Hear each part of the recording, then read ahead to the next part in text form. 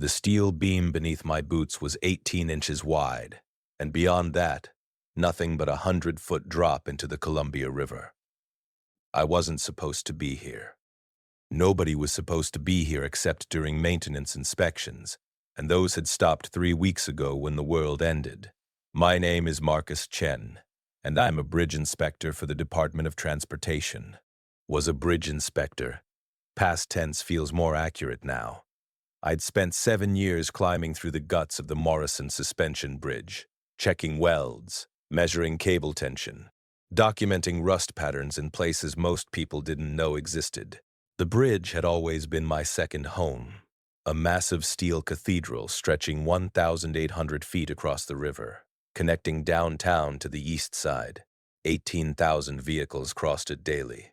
Correction, used to cross it. Now those vehicles sat frozen in perfect gridlock, a metal graveyard stretching from tower to tower, and beneath them, in the hidden skeleton of maintenance catwalks and inspection platforms, I'd found something I never expected to find: survival. The infection hit Portland on a Tuesday. I remember because Tuesdays were always cable inspection days, which meant I was already inside the bridge's superstructure when the emergency broadcast started. My radio crackled with dispatch reports at 9:47 a.m. Multiple attacks downtown, mass casualties, authorities responding. By 10:15, the attacks weren't attacks anymore. They were something else, something worse. I'd been on Platform 7, one of the primary maintenance decks suspended between the bridge roadway and the river below.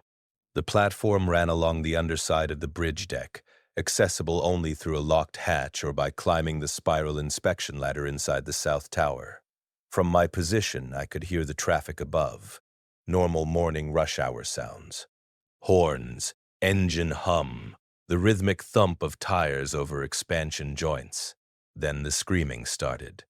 Not car horns, human voices. Hundreds of them, all at once, creating a chorus of terror that echoed through the steel framework around me. I'd frozen mid-inspection, my torque wrench still gripping a suspension rod bolt, trying to process what I was hearing. The bridge began to vibrate differently, not the normal harmonic oscillation from traffic flow, but something chaotic, erratic. Vehicles were stopping, crashing, pile driving into each other with sounds like artillery fire. I dropped the wrench and scrambled to the nearest inspection hatch, a 2-foot diameter opening that led up through the bridge deck to the roadway surface. We weren't supposed to open these during traffic hours. Safety protocols, liability concerns, all that bureaucratic protection that seemed laughably irrelevant now. I spun the lock wheel and pushed the heavy steel plate upward 6 inches, just enough to see. The roadway had become a vision of hell. Cars sat abandoned, doors hanging open, a Prius still running with its driver's door torn completely off the hinges. Bodies lay scattered across 3 lanes, some motionless, others twitching with movement that looked wrong, too jerky, too aggressive, and moving between the vehicles were people who weren't people anymore. I'd seen enough news footage in the past hour to recognize the infected. They moved with that distinctive predatory lurch, heads swiveling with unnatural speed, responding to sound and movement with instantaneous violence. One of them, a businessman in a shredded suit, was crouched over a victim near the center divider, and I'm not going to describe what he was doing. I'll just say that I closed that hatch faster than I'd opened it. The image burned into my brain like acid. My phone buzzed in my pocket. 15 missed calls, 23 texts. I scrolled through them with shaking hands, friends asking if I was safe, family members trying to coordinate evacuation plans, a group message from my DOT crew that had devolved into chaos. The last message from my supervisor, Kevin, came at 10:09. Don't go downtown. Don't go anywhere. Find shelter. I was already in shelter. I just didn't know it yet. For the next 6 hours, I stayed on Platform 7, listening to the apocalypse unfold above me. The sounds changed as afternoon became evening. The screaming decreased. The groaning, that distinctive guttural sound the infected made, increased. Occasionally, I'd hear running footsteps, desperate voices calling for help, then abrupt silence. Once, someone fell through the safety rail on the pedestrian walkway and plummeted past my platform. Hitting the river with a splash, I felt more than heard. By sunset, I'd accepted three critical facts. First, the bridge roadway was completely overrun. Second, both sides of the river were equally compromised. I could see fires burning in downtown and across the east side. Third, I had access to a space that nobody else knew existed, and nobody infected could reach. The maintenance catwalks and inspection platforms inside the Morrison Bridge formed a complex three-dimensional network that few people understood. From the outside, the bridge looked simple. A roadway deck supported by massive cables strung between two concrete towers. But the real structure was hidden underneath. A maze of steel beams, cross braces, cable anchor points, and service platforms that existed solely for people like me to access and maintain. Platform 7, where I'd spent the day hiding, was just one of 14 major platforms. Some were small, barely wide enough for two people to stand. Others, like the anchor span platforms inside each tower, were substantial. 20 feet long, 10 feet wide, with tool storage and environmental monitoring equipment. They were all connected by catwalks, ladders, and in some cases, the suspension cables themselves. I'd climbed every inch of this bridge during my 7 years on the job. I knew which access points were locked, which hatches led where. And most importantly, I knew that the only ways into this hidden infrastructure were through secured tower doors at ground level, now completely inaccessible, or through the inspection hatches on the roadway surface, currently surrounded by infected. I was trapped, but I was also safe. The equation was that simple, that complicated. As darkness fell completely, I took inventory. My work belt held the basics: flashlight, multi-tool, adjustable wrench, chalk, measuring tape. My inspection bag contained more tools, a half-empty water bottle, the remains of my lunch, turkey sandwich, apple granola bar, a first aid kit, spare batteries, and my work tablet. The platform itself had an emergency supply locker, standard equipment on all major platforms. Inside, 3 gallons of drinking water, emergency blankets, a basic medical kit, flares, a fire extinguisher, and a battery-powered radio. I'd calculated the math before full darkness hit. 3 days of water, maybe. 2 of food if I rationed the sandwich and granola bar. After that, I'd need to figure something out, or starve. The radio told me figuring something out wasn't going to be simple. I'd scanned through channels as the sun disappeared, listening to the collapse in real time. Emergency broadcasts had devolved from shelter in place to the situation is critical, to complete silence on most frequencies. A few amateur radio operators were still transmitting, their voices crackling through static with reports that painted a consistent picture. The infection spread through bites, turned people in minutes, and had overwhelmed every population center on the West Coast. One transmission, coming from someone calling themselves Watchman 6, had been particularly detailed. If you're hearing this, understand that the infected are drawn to sound and movement. They don't tire. They don't stop. They hunt in packs, and they remember. I repeat, they remember locations where they've encountered prey. Avoid patterns. Avoid noise. Avoid hope of rescue. Nobody's coming. Cheerful stuff. I'd switched off the radio to save batteries and sat in complete darkness on Platform 7, listening to the sounds above. The infected were still up there, still moving. I could hear them shuffling between cars, occasionally breaking windows, dragging things. Once, something heavy scraped across the roadway directly overhead, metal on concrete, and I'd wondered what they were doing. Building? Destroying? Did they have any purpose beyond hunting? Sleep came in fractured intervals, my body jerking awake every time the bridge swayed from wind or some disturbance above. The Morrison Bridge was designed to move. Suspension bridges always are, but I'd never noticed the motion this acutely before. Every sway felt like a threat. every creak in the steel like approaching footsteps. Dawn arrived with fog, thick river mist that made the bridge disappear into gray nothing.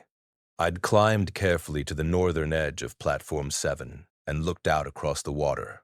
The fog obscured details, but I could see the vague shapes of downtown buildings, many with broken windows, some still smoking. The Burnside Bridge, visible a quarter-mile north, was similarly clogged with abandoned vehicles. The steel bridge beyond that looked collapsed at the western end, its lift span tilted at an angle that defied its engineering. Behind me, above me, the infected continued their patrol. I counted at least 30 distinct sets of footsteps during the first 2 hours of daylight, shuffling back and forth across the roadway in patterns I couldn't decipher. Were they searching, guarding, simply existing in their new reality? I spent that first full day exploring my vertical prison in detail.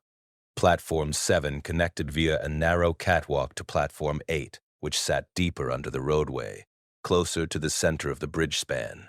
From 8, I could access a vertical ladder that climbed 20 feet to Platform 6, positioned near the main cable anchor point. 6 connected to the spiral staircase inside the South Tower. 140 steps climbing through darkness to multiple tower platforms. The tower platforms were the real prize. Platform 2, situated 60 feet above the roadway, had the best environmental protection. It was partially enclosed by the concrete tower structure, shielded from wind and rain. Platform 1, at the very top of the tower, opened onto the cable saddle where the main suspension cables draped over the tower peak. From there, I could access the cables themselves, which stretched in perfect arcs to the North Tower and down to the anchor blocks on both shores. I'd mapped it all in my head during that first day, calculating possibilities. The platforms gave me shelter. The tower gave me elevation and protection. The cables gave me options. They were each 3 feet in diameter, composed of thousands of individual steel wires bundled together and wrapped in protective coating. They were also climbable, if you were desperate enough or crazy enough. I'd done it a dozen times during inspections, always with safety harnesses and spotters and proper equipment. Now, desperation was redefining proper equipment. By midday, I'd finished the last of my sandwich and allowed myself 3 swallows of water. The granola bar would be dinner.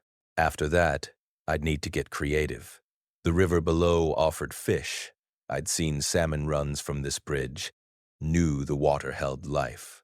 But fishing required line, hooks, bait, and most critically, a way to reach the water. The platforms were suspended 100 feet up.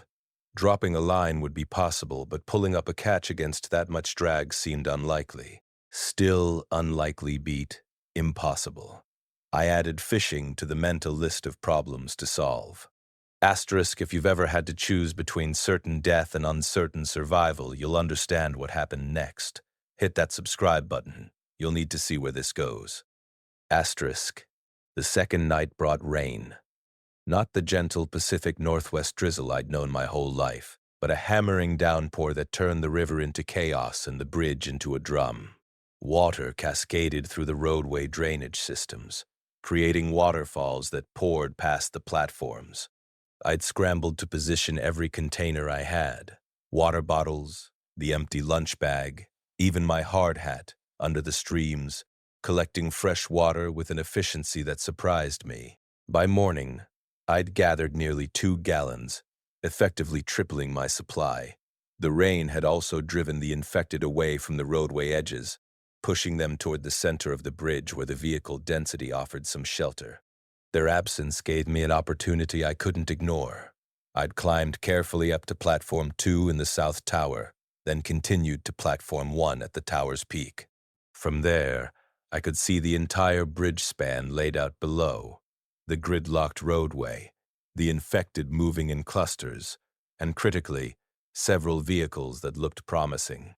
A pickup truck near the center span sat with its bed visible, cargo still loaded.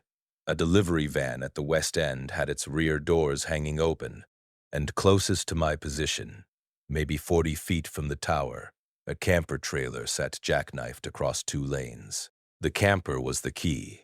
It was close. It was large enough to hold supplies, and most importantly, it had a rooftop, a surface I could potentially access from above. From the cable saddle at the top of the tower, the main suspension cable descended in a gentle arc toward the center of the bridge. If I climbed out onto the cable, I could traverse maybe 60 feet, positioning myself directly above the camper. Then, what? Drop down? Use a rope? I didn't have rope. I had a 30-foot measuring tape, some electrical wire from the platform supply locker, and desperation. I spent the rest of day 2 preparing. The electrical wire was thin but strong, rated for 600 volts, which meant it could handle significant load. I braided 3 lengths together, creating a makeshift rope about 40 feet long. One end I secured to a catwalk support beam on platform 1. The other I'd carry with me. The plan was insane, but the alternative was starvation.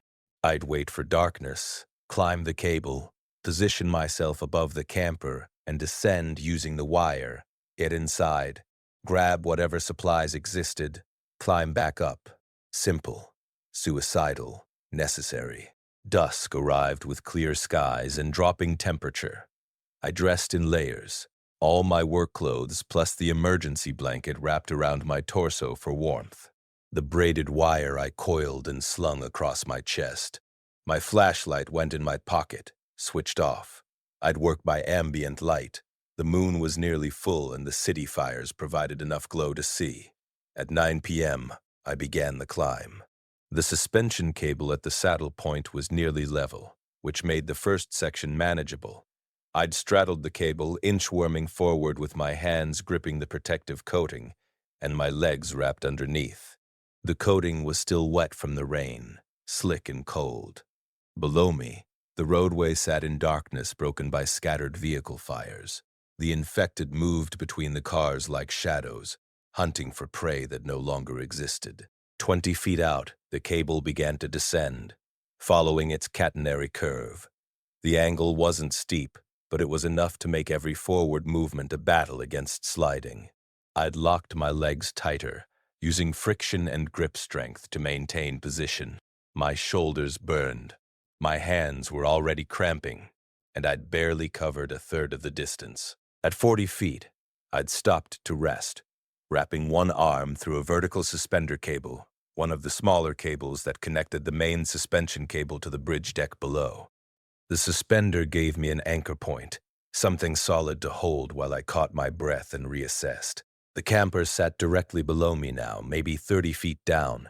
I could see its rooftop clearly, white fiberglass, slightly curved, with an air conditioning unit and a roof vent. The roof vent was open.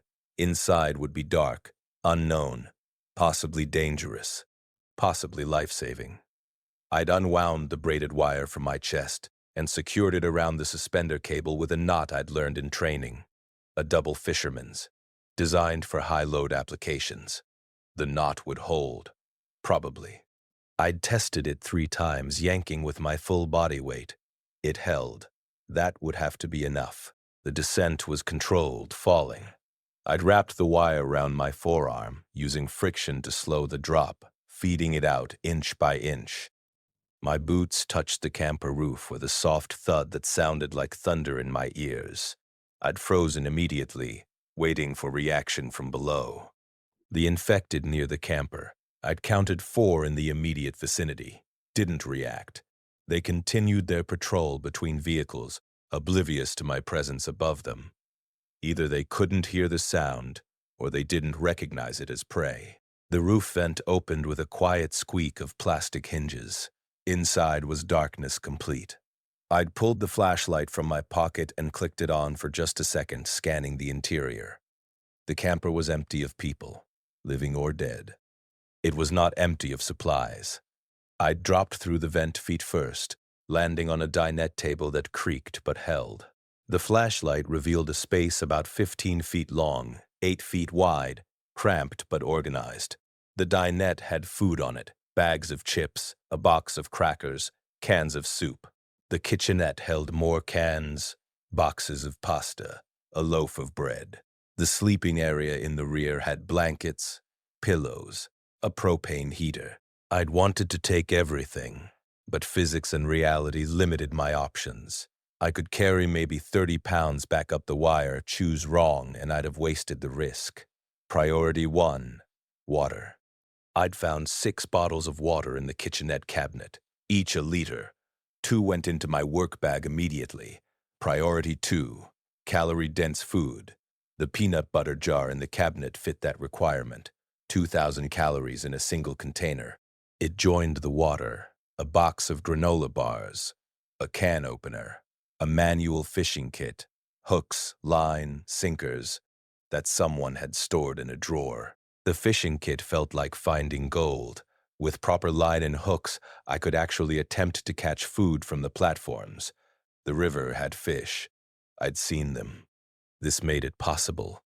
I'd loaded the bag until the weight felt dangerous, then climbed back onto the dinette table and reached up through the roof vent. The wire hung there, swaying slightly in the wind. I'd gripped it with both hands, wrapped one leg around it, and begun the climb. 30 feet of wire ascent is an eternity of suffering. Every pull-up engaged muscles already exhausted from the cable traverse. The wire cut into my palms even through my work gloves. Halfway up, my arms began shaking uncontrollably, and I'd had to stop, hanging motionless, willing strength back into my limbs. Below me, one of the infected had moved closer to the camper. It stood perfectly still in the roadway, head tilted upward, and for a horrible moment I'd thought it was looking at me. But its gaze was unfocused, searching, not locked on. It hadn't seen me, hadn't heard me. I was still invisible. I'd resumed climbing, each pull-up a negotiation with gravity and fatigue. When my hand finally gripped the suspender cable at the top, relief flooded through me so intensely I nearly lost my grip. I'd hauled myself back onto the main suspension cable, collapsing against it, lungs heaving, arms useless. The return traverse took twice as long as the outbound journey. My body was finished, running on adrenaline and stubbornness, but the weight of the supplies in my bag felt like victory, like proof that survival wasn't just possible, it was achievable. I'd reached the cable saddle at the tower peak as midnight approached and descended to platform 1 with movements that were more falling than climbing. The supplies spilled across the platform when I dropped my bag. Water bottles rolling, granola bars scattering, the peanut butter jar coming to rest against a support beam. I'd allowed myself 1 granola bar and half a water bottle before exhaustion claimed me completely. Sleep came hard and deep, dreamless, the kind of unconsciousness that shuts down everything except the essential systems. Day 3 began with inventory and planning. The camper run had bought me time, maybe 2 weeks of food if I rationed carefully, longer if the fishing kit produced results, but 2 weeks wasn't survival, 2 weeks was delay. I needed long-term solutions, and that meant transforming the platforms from hiding spots into actual living space. Platform 2 became my primary focus. Its partial enclosure by the tower structure offered the best protection from elements and observation. The platform measured 20 feet by 10 feet, with tool storage lockers along one wall and environmental monitoring equipment, temperature sensors, humidity gauges, structural strain meters, mounted on the opposite side. The equipment was all automated, solar-powered, designed to operate without human intervention, which meant it would continue functioning, continue monitoring the bridge's health, long after humans stopped caring about such things. I'd repurposed one of the tool lockers as food storage, carefully organizing the supplies by type and calculating ration schedules.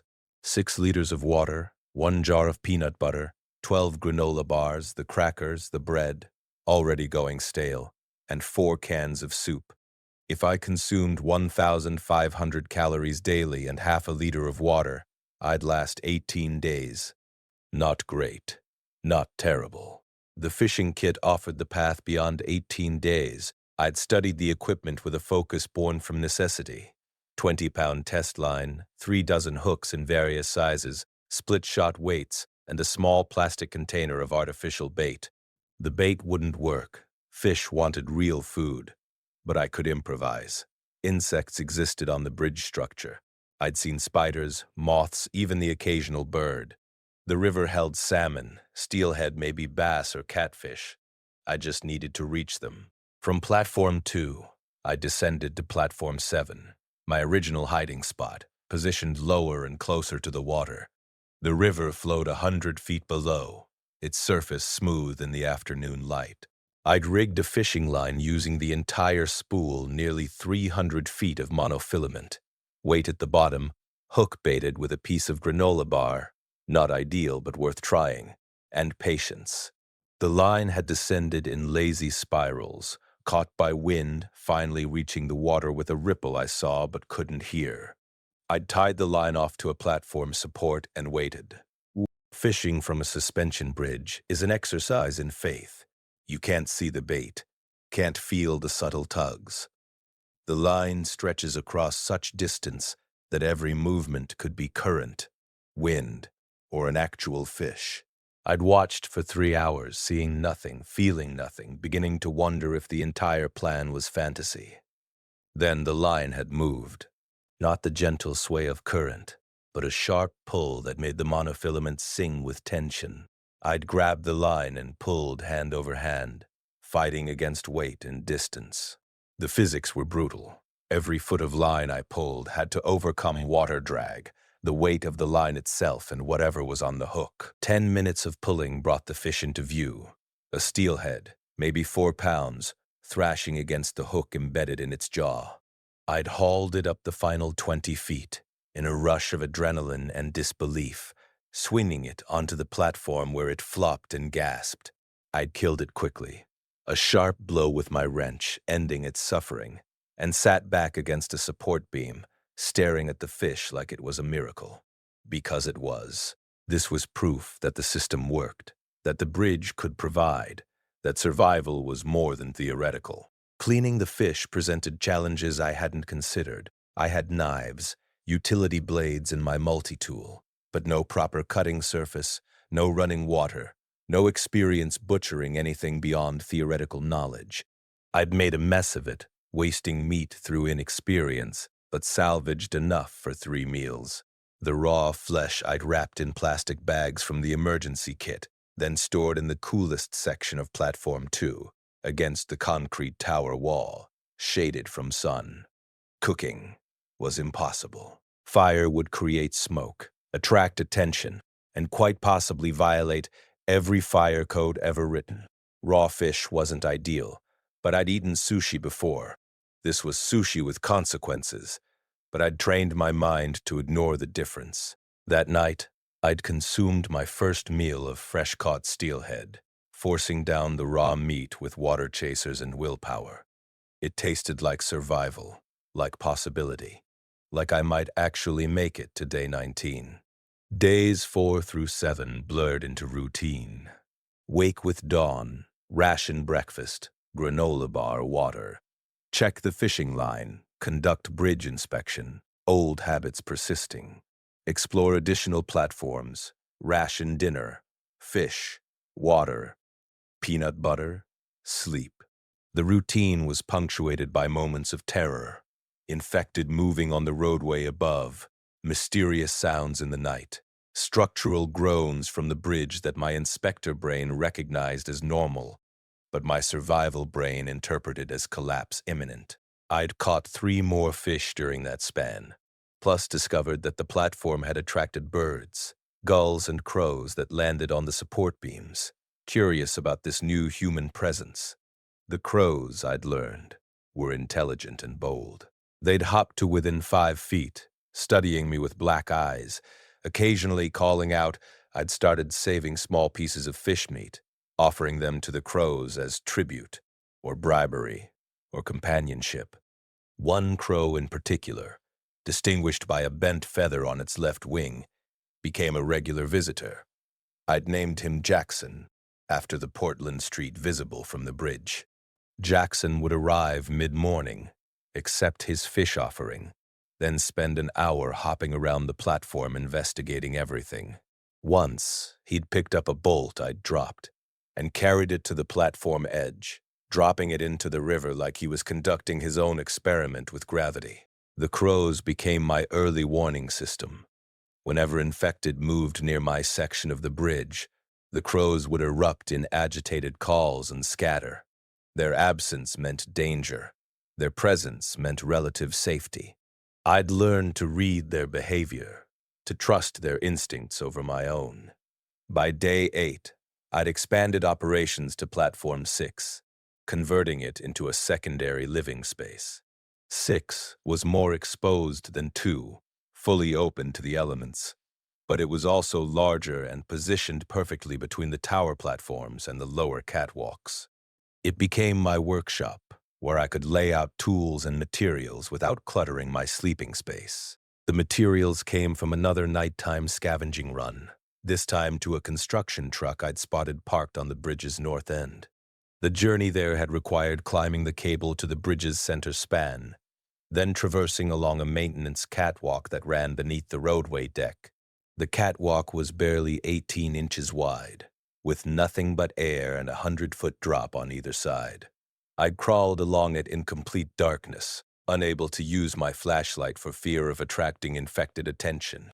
The construction truck had yielded treasure: rope, actual rope, not braided electrical wire, a proper climbing harness, carabiners, work lights, batteries, duct tape, zip ties, plastic sheeting, and a toolbox full of actual tools. I'd made 3 trips, shuttling materials back to the platforms, each journey a calculated risk that paid dividends.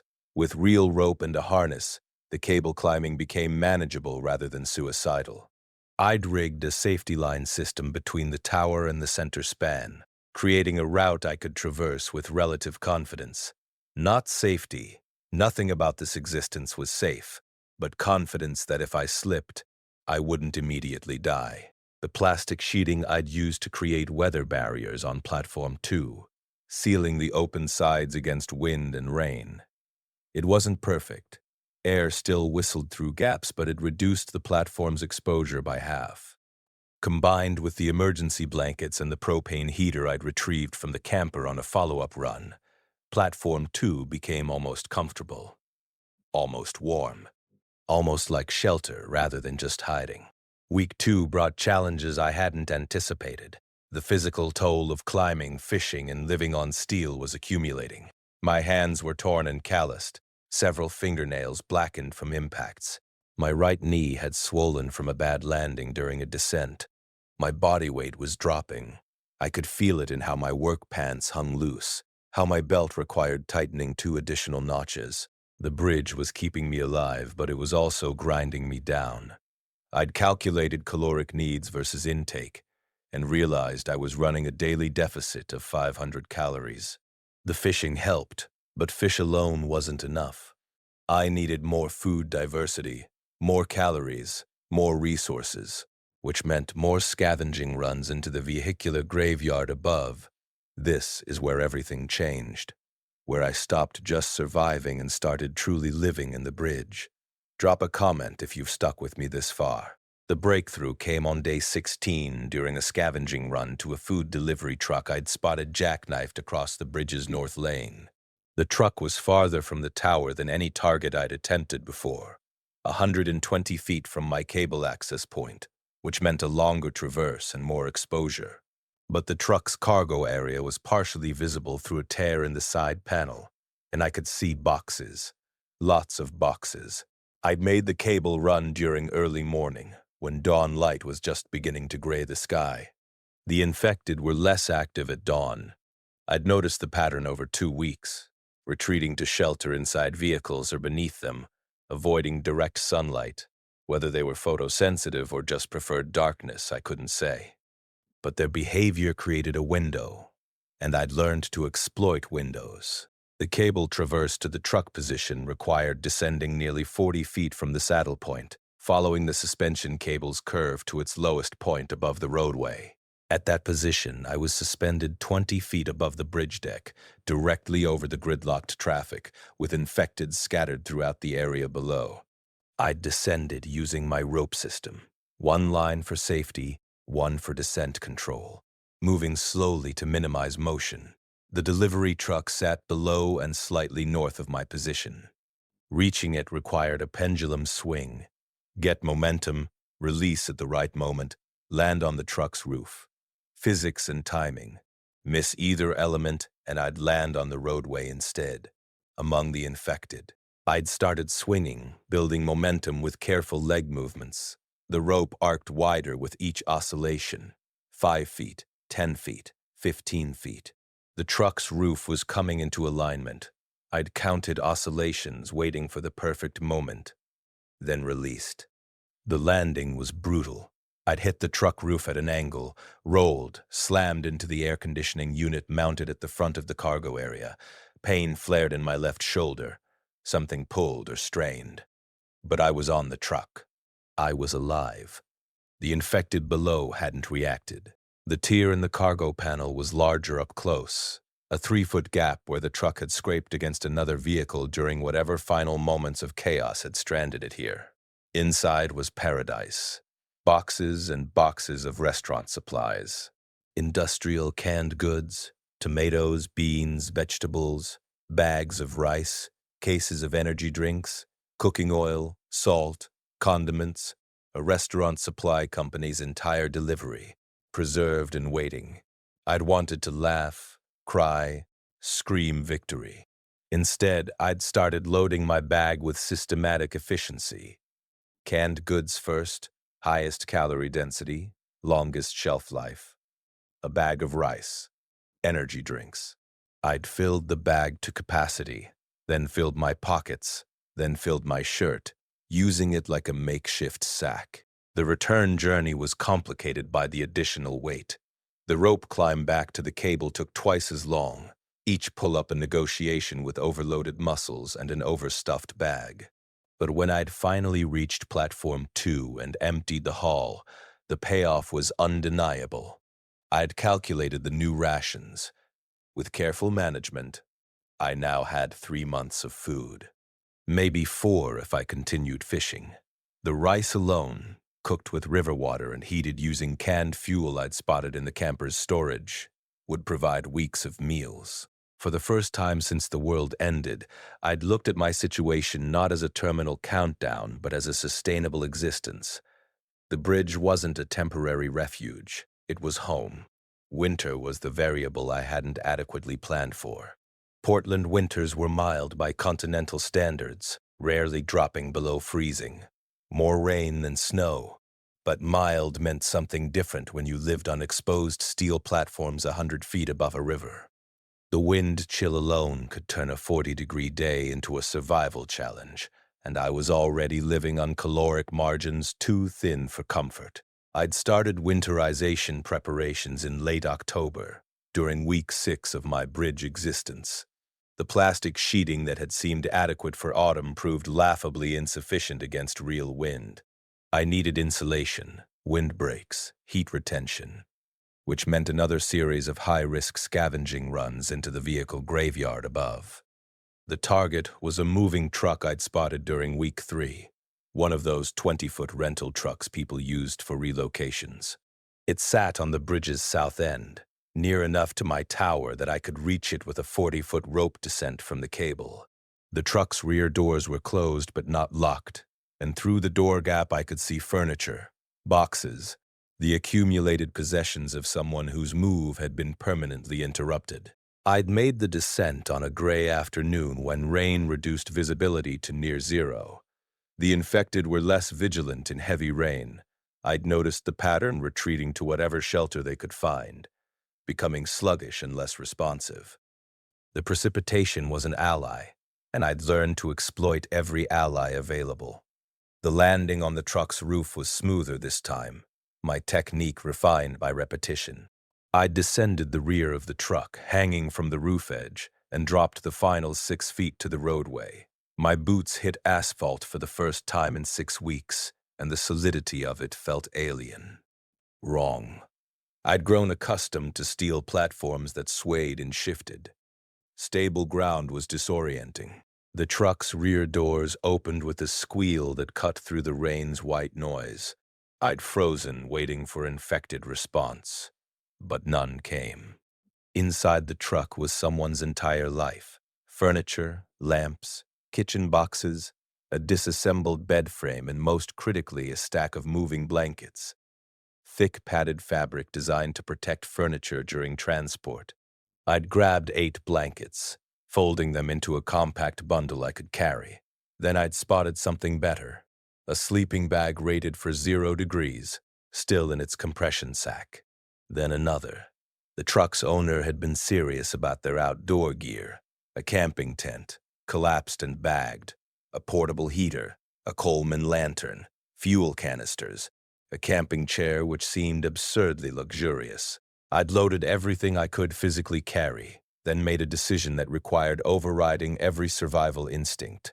I'd walked 20 feet north along the roadway to the next vehicle, a sedan with its trunk popped open. Walking on the roadway, exposed and visible, was the most terrified I'd been since day one. Every shadow was a threat. Every sound was an infected about to lunge. But the sedan's trunk held groceries. Someone's Costco run, frozen foods now thawed and rotten, but also canned goods, dried pasta, rice, bottled water. I'd grabbed what I could, stuffing cans into my jacket pockets, rice bags under my arms. The return climb to the cable was brutally difficult with the additional weight. I'd rigged a pulley system using carabiners, hauling the supplies up in 2 stages. First the blankets and camping gear, then the food. The process took 40 minutes, every second of which I expected to feel infected hands grabbing my ankles from below. But I'd made it. Returned to Platform 2 with resources that transformed the space from barely adequate to genuinely survivable. The moving blankets I'd hung as insulating curtains, creating an enclosed room within the platform. The 0-degree sleeping bags replaced my emergency blankets. The portable heater, used sparingly with the fuel canisters, could raise the platform temperature 20 degrees. That night, for the first time since the outbreak, I'd been warm. Actually, comfortably warm. I'd sat in the camping chair, eating heated canned soup, surrounded by insulated walls, and felt something dangerously close to contentment. The feeling lasted until week 8, when the first real storm hit. Pacific Northwest storms aren't like Midwest tornadoes or Gulf Coast hurricanes. They're persistent, grinding pressure systems that settle over the region and hammer it with wind and rain for days. The storm that hit in early November brought sustained winds of 40 miles per hour, gusting to 60, with rainfall measured in inches per hour, rather than per day. The bridge had handled it exactly as designed, swaying, flexing, distributing the force across its massive structure. I had not handled it as well. The motion had been constant and nauseating, like being on a ship in rough seas. The wind had screamed through the support structure, creating harmonics that ranged from low moans to high-pitched shrieks. My insulated enclosure had held but barely, the blanket walls snapping and billowing, rain finding every gap and seam.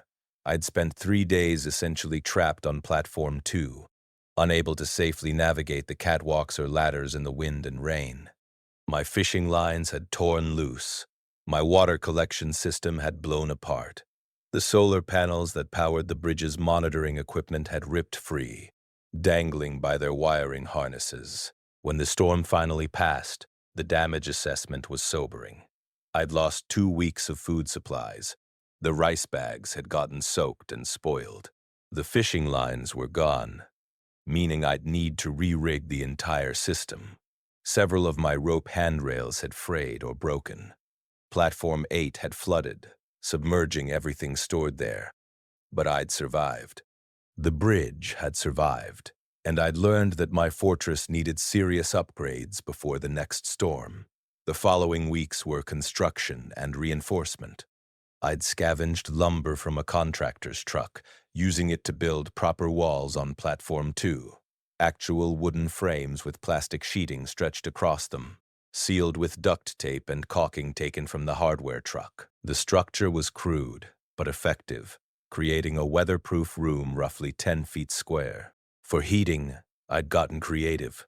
The bridge's south tower had electrical conduits running through it, part of the original infrastructure for tower lighting and monitoring systems. The power grid had died weeks ago, but the conduits and wiring remained. I'd traced the electrical system through the tower, discovering that it connected to a series of junction boxes and a primary electrical room at the tower's base.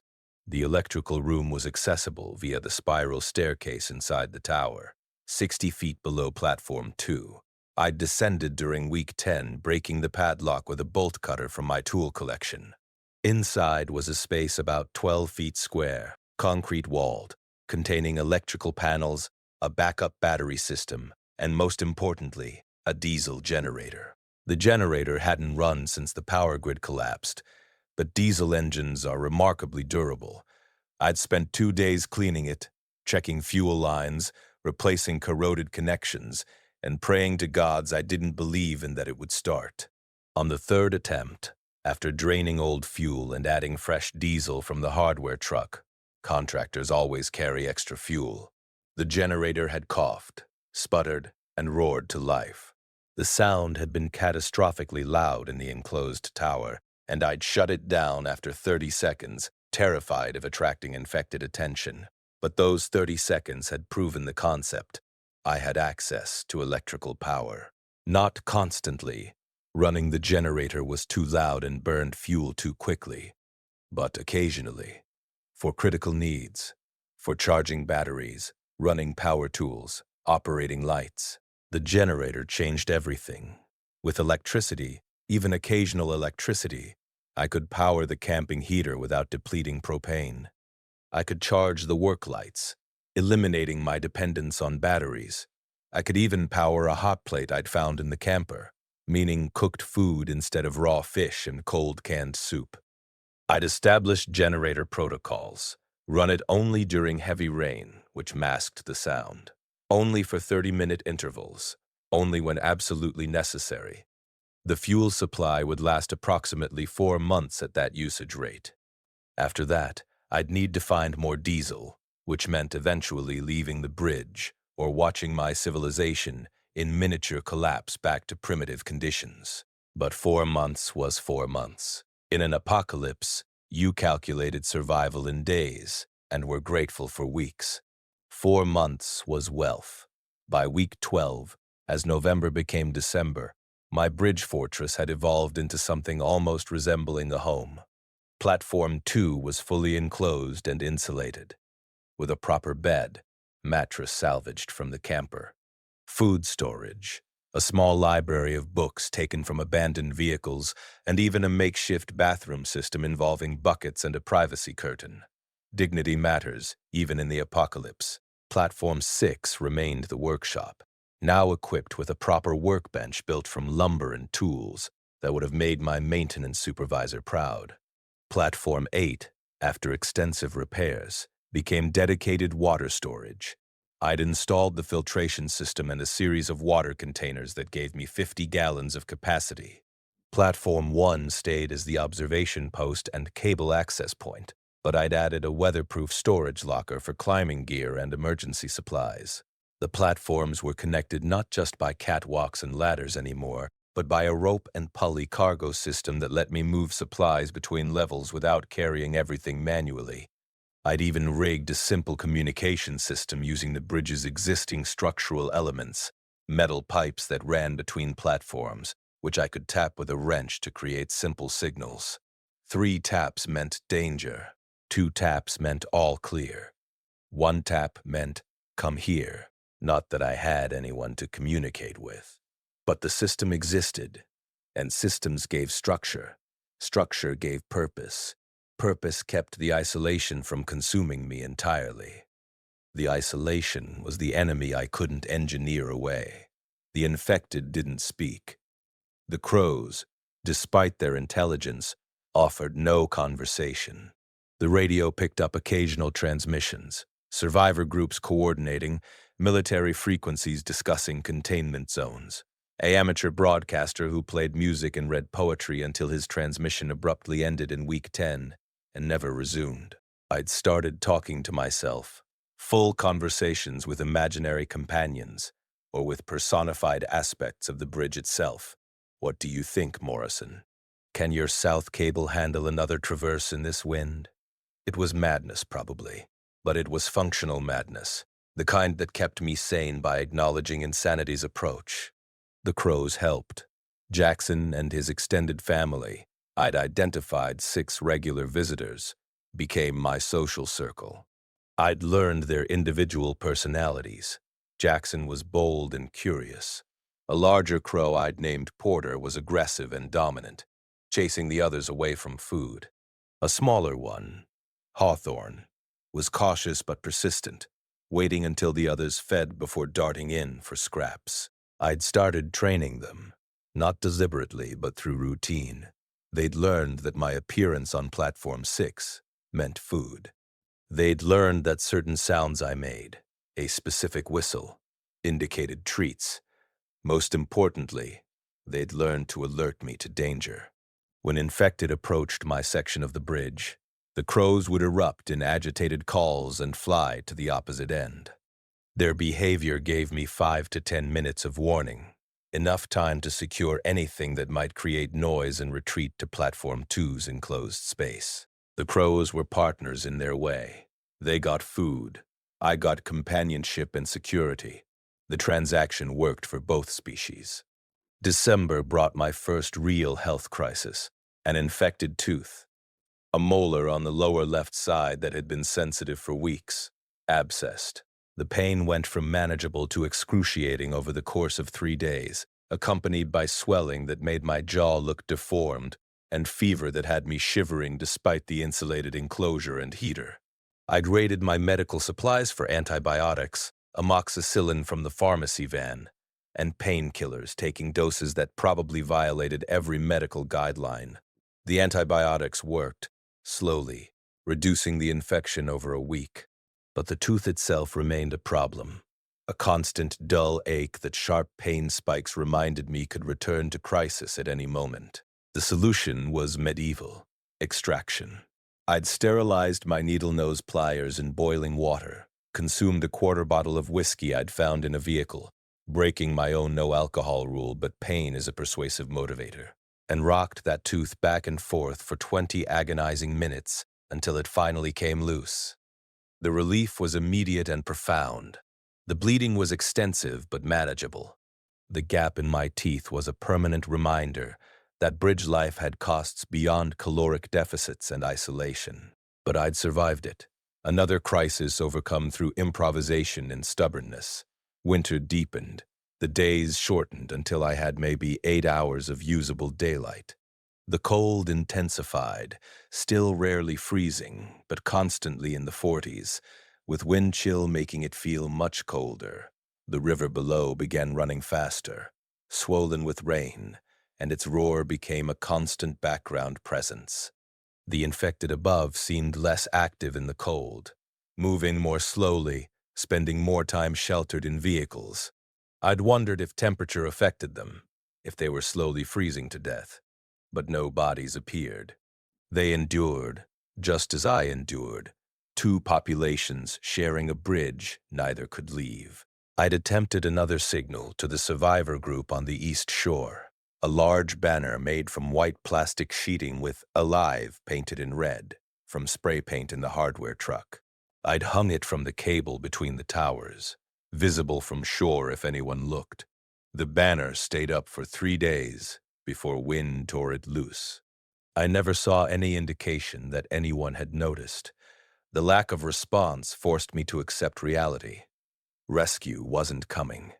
The groups I'd observed were too focused on their own survival to risk operations for a single person on a bridge. I was alone not by geographic isolation, but by triage. I was low priority. I was expendable. Fine. I'd build accordingly. Week 16 brought Christmas.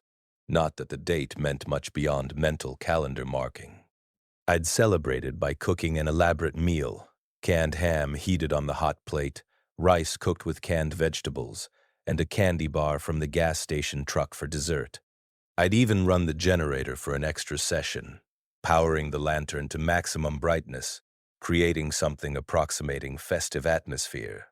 Jackson and the crows got extra rations. I'd toasted them with filtered water, thanked them for their partnership, and felt only moderately pathetic doing it. The meal was interrupted by sounds from above, not the normal shuffling of infected, but something different, rhythmic, deliberate.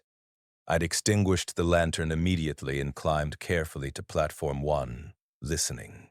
The sounds resolved into patterns, footsteps, multiple sets, moving with coordination, and voices, human voices muffled by distance in the bridge structure, but unmistakably human. Not infected groans, but actual speech. My heart had hammered with possibilities. Survivors, rescue, contact. I'd grabbed my flashlight, preparing to signal, to reveal myself, to end 16 weeks of isolation. Then I'd heard what they were saying. 3 cases here. Load them up. Watch the left side, I saw movement. How much fuel in this one? Maybe a quarter tank. Siphon it. They weren't rescuers. They were scavengers, like me, but working the bridge from above, working the roadway where the infected hunted, which meant they were either incredibly brave, incredibly desperate, or incredibly well-armed. I'd watched from the shadows of Platform 1 as flashlight beams cut through the darkness above. The scavenger team, I'd counted 4 distinct voices, moved through the vehicles with tactical efficiency. They were loud, not bothering with stealth, which suggested they weren't worried about infected attention, which suggested they had methods for dealing with infected that I lacked. Gunfire confirmed it. Sharp cracks that echoed through the bridge structure, followed by the heavy sounds of bodies falling. They were killing infected, clearing sections of the bridge, taking whatever they wanted. Part of me wanted to reveal myself, to call out, to join them, but another part, the part that had kept me alive for 16 weeks, held back. I didn't know these people, didn't know their intentions, their desperation level, their willingness to share versus eliminate competition. In a collapsed world, other humans could be salvation or threat, and determining which required information I didn't have. I'd stayed hidden, watching, listening. The scavenging team worked for 2 hours, loading supplies into what sounded like a truck they'd driven onto the bridge from the east side. They killed 14 infected. I'd counted the gunshots. They took fuel, food, tools, anything portable and valuable. Then they'd left, driving back east, leaving the bridge quieter and significantly more empty. The encounter changed my calculations. The bridge wasn't as isolated as I'd believed. Other survivors knew it held resources. They would return, probably regularly harvesting what they needed, which meant my careful hoarding could be discovered, my fortress could be compromised, my survival could end, not through starvation or infection, but through human competition. I'd spent the rest of that night reinforcing Platform 2's concealment. The enclosed structure was visible from the roadway if someone looked directly down, but I'd added camouflage, painting the plastic sheeting and lumber in grays and blacks that matched the bridge structure, eliminating the contrast that drew the eye. The supplies I'd scattered across multiple platforms rather than concentrating them in one vulnerable location. My most critical resources, water filtration, medications, tools, I'd hidden in locations only accessible if you knew the bridge's internal structure intimately. If scavengers returned, they'd find platforms and catwalks that looked abandoned, unused, empty. They'd find a bridge structure being reclaimed by birds and weather, not harboring human life. They'd move on, leaving me invisible and secure. Asterisk what I discovered next changed everything about surviving on the bridge. If you're wondering how this ends, you'll need to stay till the very end. Share this with someone who needs to hear it. Asterisk, January arrived with surprising cold, actual freezing temperatures, a rarity in Portland. The river developed ice shelves along its edges. The platforms accumulated frost that made every surface treacherous. The infected above moved even less, many of them seeking shelter inside vehicles where they'd sit motionless for hours, conserved and waiting. I'd adapted, adding more insulation to my enclosure, rationing heater fuel even more carefully, spending most of each day in my sleeping bag to conserve body heat. The fishing had stopped. The cold water drove fish deeper, beyond my line's reach. My diet reverted entirely to stored supplies, which meant my 4-month cushion was shrinking toward 3 months, then 2. The math was unavoidable. By March, possibly by late February, I'd run out of food. The scavenging teams were taking resources faster than I'd anticipated. 3 more groups had worked the bridge during January. I'd watched them all from hiding, documenting their patterns. They came every 6 to 9 days, always at night, always in teams of 4 to 6, always heavily armed. They were systematic, working from east to west, clearing infected as they went, harvesting everything useful. At their current pace, they'd strip the bridge of accessible resources by March, which meant I had 2 options: reveal myself and try to join them, or find new sources of supplies before the bridge ran dry. Neither option was appealing, but survival never cared about appeal. Week 20 brought the decision point. A scavenging team had worked directly over my position. Platform 2 sat beneath a section of roadway they'd spent 3 hours harvesting. I'd listened to them walking overhead, killing infected, loading vehicles. At one point, someone had stood on the exact patch of roadway above my enclosed shelter, and I'd heard him talking on a radio. Cleared this section. Mostly empty. Few useful vehicles left. We should probably abandon this route after one more run. Abandon the route, which meant this was my last chance to make contact with organized survivors, or accept permanent isolation. I'd made my decision while lying in my sleeping bag, calculating possibilities. Contact meant risk. They could be hostile, could take my supplies, could eliminate competition. But isolation meant certainty, eventual starvation when supplies ran out. Risk versus certainty. Possible bad outcome versus guaranteed bad outcome. I'd chosen risk. The next scavenging team arrived on day 147, early February. I'd prepared for contact by staging supplies on Platform 1. Food, water, tools. Visible evidence that someone was living here intentionally, not just a refugee hiding in desperation. I'd cleaned myself as well as possible, shaved with a salvaged razor, dressed in my least damaged clothes. First impressions mattered, even in the apocalypse. When I'd heard the team arrive on the roadway above, I'd climbed to Platform 1 and done something I hadn't done in 21 weeks. I'd made noise, deliberate noise.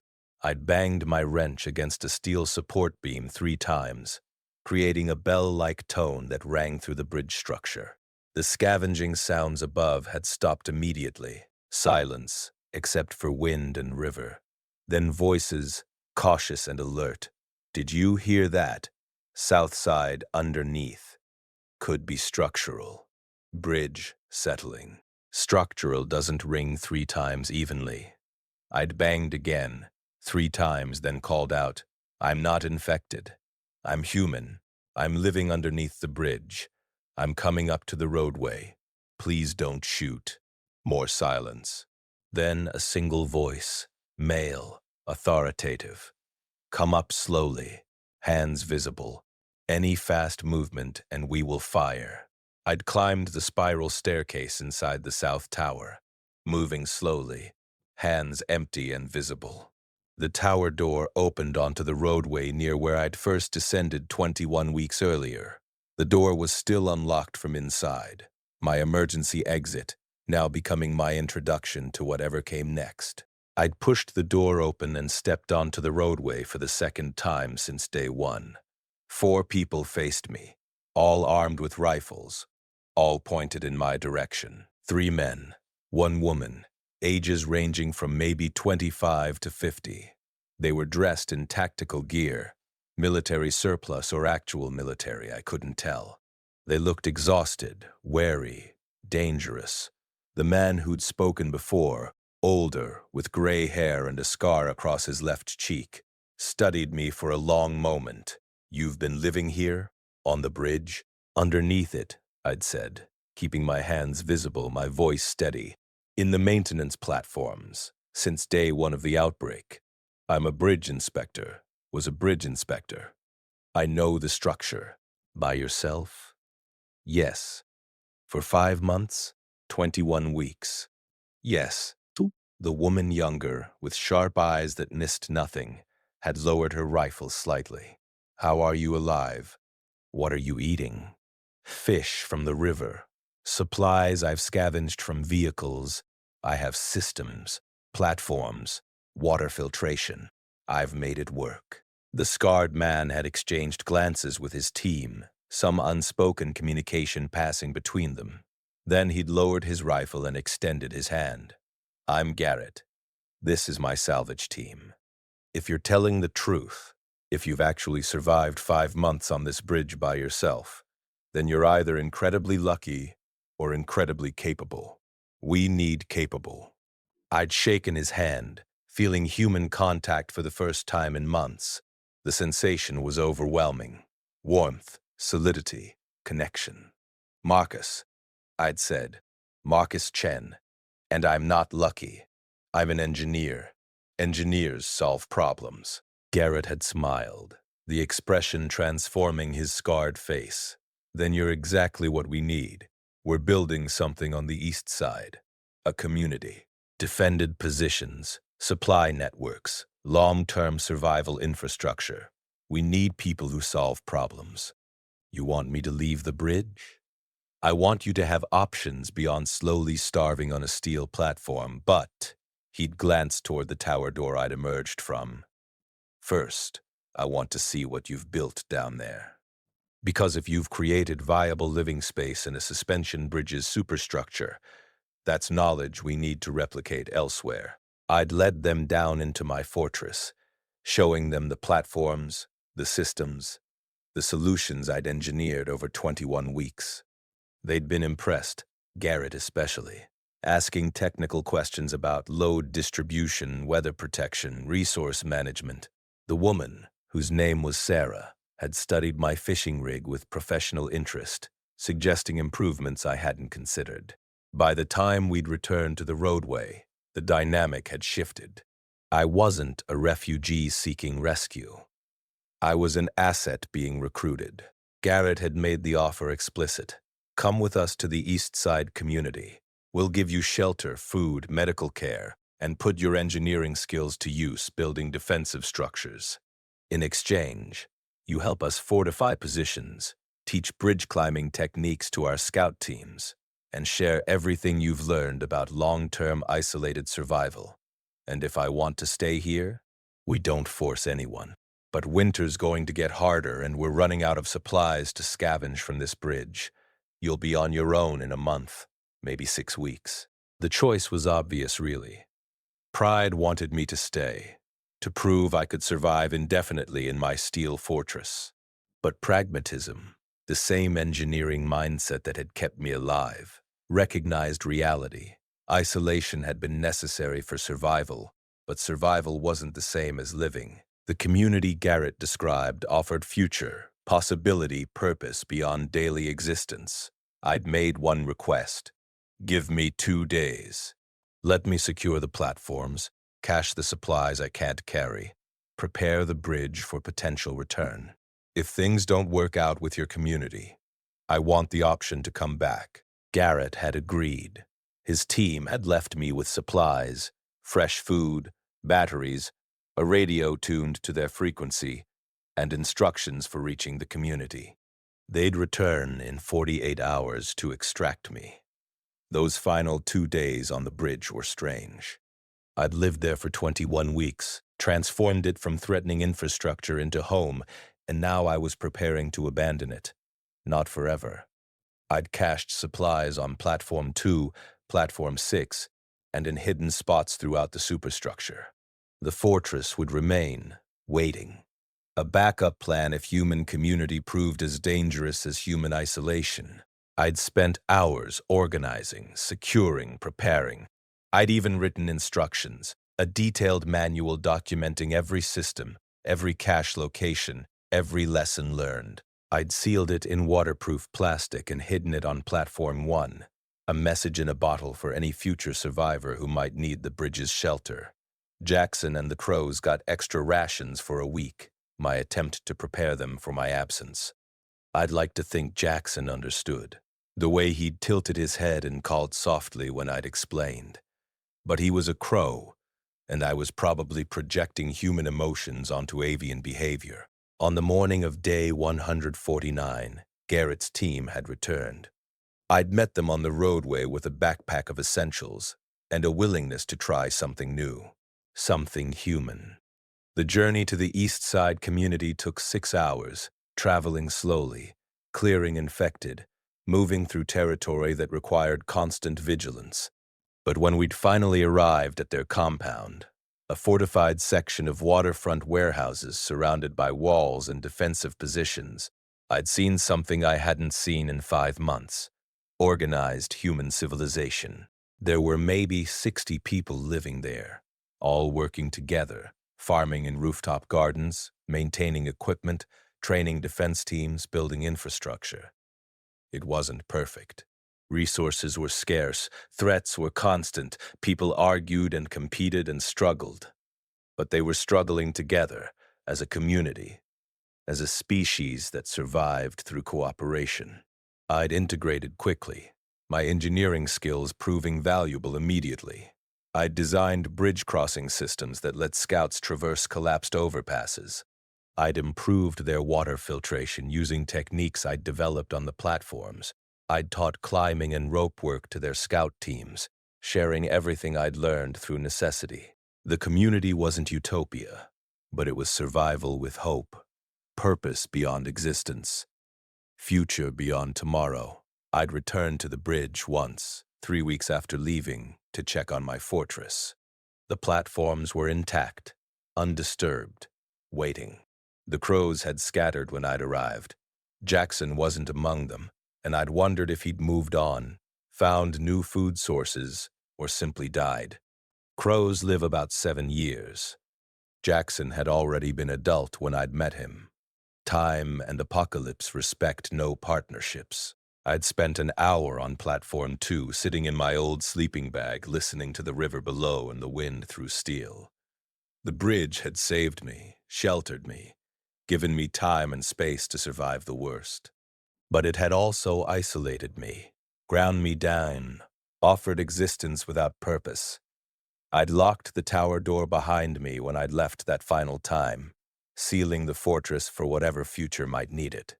The key I'd kept, tucked in my pocket next to the tooth I'd extracted, physical reminders of the 21 weeks I'd lived suspended between earth and sky.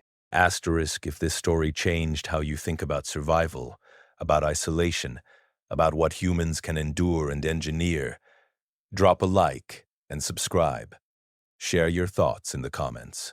And remember, sometimes the bridge that saves you is also the one you have to leave behind. Asterisk 6 months later, the community had grown to over 200 people. We'd expanded to 3 separate compounds, established trade networks with other survivor groups, and begun clearing entire city blocks. The infection hadn't disappeared. Infected still roamed in the thousands beyond our defensive perimeters, but humanity was pushing back, reclaiming space, rebuilding systems. I'd become the community's chief engineer, designing fortifications, improving infrastructure, teaching others the problem-solving approach that had kept me alive. Garrett had promoted me to his planning council, trusting my judgment on strategic decisions. Life was better, objectively, measurably better. I had food, shelter, medical care, community, purpose. I had Sarah, who'd become more than teammate, more than friend, our connection growing through shared work and genuine compatibility. I had future, real future, beyond daily survival calculations. But some nights, I'd stand on the waterfront and look west toward the Morrison Bridge, visible in silhouette against the sunset. I'd think about the platforms, the catwalks, the spiral staircase inside the tower. I'd think about Jackson and the crows, about fishing from 100 feet up, about the sound of rain on plastic sheeting and wind through steel cables. The bridge had been prison and fortress, isolation and sanctuary. It had taken pieces of me, my tooth, my innocence, my comfort with human contact. But it had also given me something precious, proof that I could survive anything, engineer solutions to impossible problems, endure isolation without losing myself completely. The Morrison Bridge still stood, suspended over the Columbia River, its maintenance platforms empty and waiting. The infected still patrolled its roadway, their numbers slowly diminishing as the community's clearing operations expanded. Eventually, we'd reclaim the bridge, restore vehicle traffic, reconnect the city's severed halves. When that day came, I'd lead the operation. I'd climb back into the superstructure, traverse the cables one final time, show the clearing teams every access point and platform. I'd dismantle my fortress, or preserve it as historical record, the place where one person survived 5 months of apocalypse through engineering and stubbornness. But part of me hoped that day never came. Part of me wanted to preserve the bridge as it was, platforms intact, systems waiting, a monument to the possibility of human adaptation. A reminder that when the world collapsed and isolation seemed like death, one person had looked at a steel suspension bridge and seen not infrastructure, but home. I'd survived the zombie epidemic not by fighting, not by joining groups, not by fleeing to rural safety. I'd survived by transforming a piece of urban infrastructure into a vertical fortress suspended between chaos and river. I'd survived by becoming part of the bridge itself, learning its rhythms, trusting its strength, adapting to its demands. The Morrison Bridge had saved my life. I'd returned the favor by showing it could be more than transportation infrastructure. In the right hands, with enough knowledge and desperation, it could be shelter, could be fortress, could be home. Marcus Chen, former bridge inspector, current chief engineer of the East Bank community, survivor of the Morrison Bridge. That was my title now, my identity, my story. And if the apocalypse taught me anything, it's that survival isn't about strength or supplies or even luck. It's about looking at impossible situations and finding the engineering solution. It's about adaptation, innovation, and the stubborn refusal to accept that problems are unsolvable. I'd solved the problem of the zombie epidemic by living 100 feet in the air on steel platforms designed for maintenance inspections, not human habitation. The solution was insane, dangerous, ultimately unsustainable. But it had worked long enough for community to find me, for options to emerge, for survival to become living. The bridge taught me that sometimes the answer isn't to fight or flee. Sometimes it's to climb higher, build smarter, and wait for the world to stabilize enough that isolation can end. I'd waited 5 months. The waiting had nearly killed me. But on the other side of that isolation, I'd found something worth surviving for. Community, purpose, future. And if another disaster comes, another epidemic, another collapse, another impossible situation, I'll know exactly what to do. I'll look for the infrastructure others overlook, the vertical spaces, the suspended possibilities. I'll engineer solutions where others see only obstacles. Because I'm Marcus Chen, I converted a highway bridge into a suspended fortress and survived the zombie epidemic. And if I did it once, I can do it again.